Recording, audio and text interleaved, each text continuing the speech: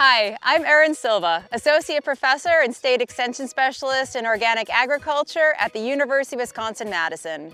We're here in Madison, Wisconsin in front of a rye field that we planted for roller crimping.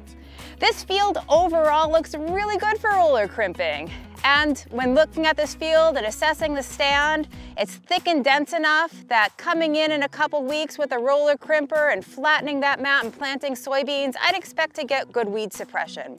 However, this patch just to the left of me here is a bit thinner, and this might be an example of where I might want to look at an alternative instead of going ahead with roller crimping. There's more bare ground as I look down into the canopy, and the possibility for weeds to develop. And when those weeds develop, they will persist throughout the production season. So what could we do with this rye stand since it's not dense enough to go ahead with roller crimping? One option is to harvest it as a forage. It's critical though, if you're harvesting rye as a forage and trying to optimize the relative forage quality, to harvest it at the right stage. And the correct stage to maximize quality and to have that balance with yield is the boot stage. This rye here is a bit past the boot stage. This is a bit more at heading.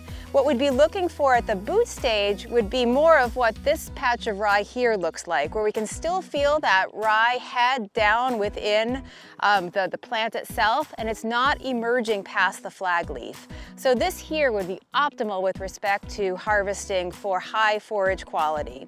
So if we're looking at optimizing RFQ for a dairy herd and for lactating dairy cows, coming in at boot stage when that rye is a little bit smaller is optimal. The transition from boot stage to heading happens very rapidly within a matter of days.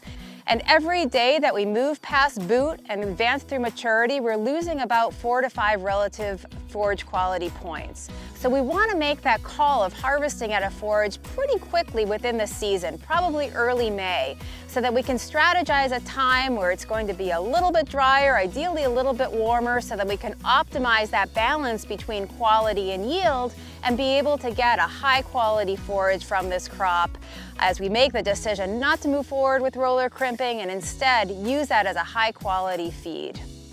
The option to harvest as a forage is definitely easier if you're a dairy farmer or a livestock farmer, where you have that option to then feed the crop to your animals, although working with a neighboring farm might be an option as well. It's a hard decision to move forward in terms of a plan B as we look at transitioning from from roller crimping to going to more of a traditional organic soybean production system.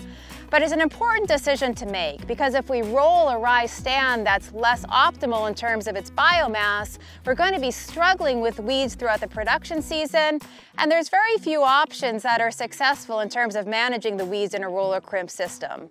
Where there's some options like weed zapping and high residue cultivation, the more sound option might be to do something else with this rye crop and instead then come in and plant those soybeans in a more traditional manner that we might use weed management such as cultivation and the more traditional tools that we use to grow our organic soybeans. For more information on organic grain production or roller crimping, you can visit our website at ograin.cals.wis.edu.